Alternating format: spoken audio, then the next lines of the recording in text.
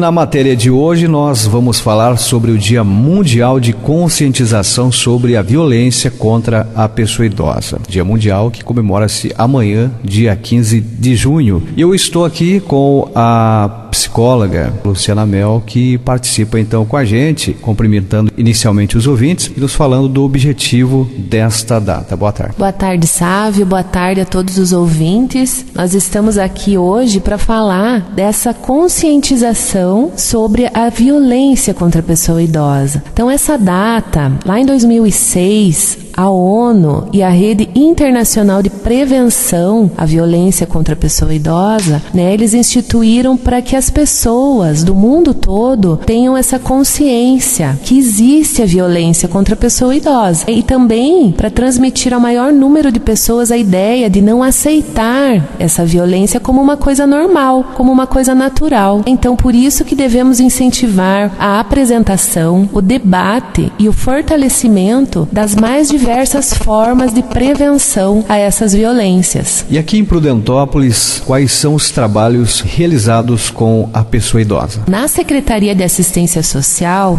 especificamente aqui, que é onde fica localizado o CREAS, a gente tem um trabalho preventivo realizado pelo CRAS e também pelo Centro do Idoso. O CREAS, ele vai atuar junto às violações, quando há uma violência. Então, no CREAS, as pessoas que estão sendo vítimas de violência são atendidas por uma equipe formada por uma psicóloga, por uma assistente social e uma pedagoga. Esse acompanhamento dessas situações ele se dá através de visitas domiciliares, atendimentos individualizados a essas vítimas, em grupos e também atendimentos às famílias. Tudo isso para minimizar os danos causados, também com o apoio da rede, contribuir para que essa violência cesse na vida dos idosos. Caso a violência persista, apesar da intervenção do CREAS e de toda a rede, os casos vão ser encaminhados para o Ministério Público para abertura de procedimentos legais a fim de punir os violadores, as pessoas que estão violando os direitos das pessoas idosas. E neste momento eu converso com a assistente social, a Elaine Novak, que também participa com a gente e nos fala de quais são os tipos de violência que se encontra no município. Boa tarde. Boa tarde, Sávio. Boa tarde, ouvintes da Rádio Copas Verdes. Então, falando especificamente sobre as violências que permeiam a pessoa idosa, a maioria das violências que chegam até a equipe técnica do CREAS são provenientes do abuso financeiro, onde os próprios familiares do idoso são os violadores, ou membros da comunidade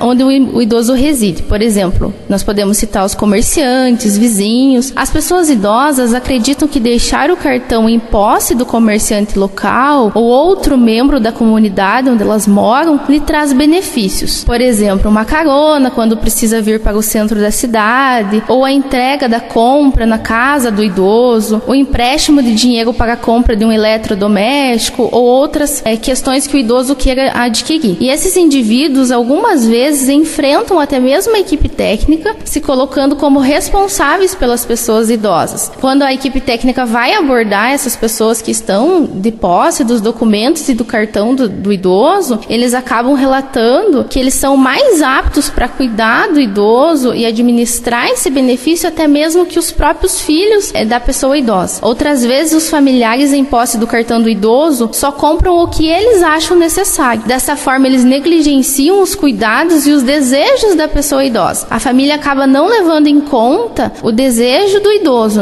Eles acabam administrando, recebendo e administrando esse benefício da forma que eles acham que é correta. E a maioria não denuncia, justamente por isso, porque existe uma relação de cumplicidade e até mesmo de afetividade entre o idoso e esse familiar, ou entre o idoso e essa pessoa da comunidade que está de posse do cartão. Então, o idoso teme necessitar dos parentes e não querer ficar sozinho. Tem o receio de ir, por exemplo, para uma instituição de longa permanência, que é o asilo. Então, muitos idosos acabam se submetendo a isso por medo de serem retirados do meio onde eles estão vivendo, possuindo muitas vezes uma visão distorcida do acolhimento institucional, por exemplo, que é o asilo. Os idosos às vezes têm medo de relatar, medo de fazer boletim de ocorrência ou de procurar a equipe técnica, justamente porque na visão deles, eles vão pro asilo direto, E não, a equipe realiza todo um trabalho visando conscientizar o idoso idoso e a família dos direitos da pessoa idosa. Eu converso também neste momento com a pedagoga Daniela Bobalo, que participa conosco. Além de abuso financeiro, existem outras formas de violência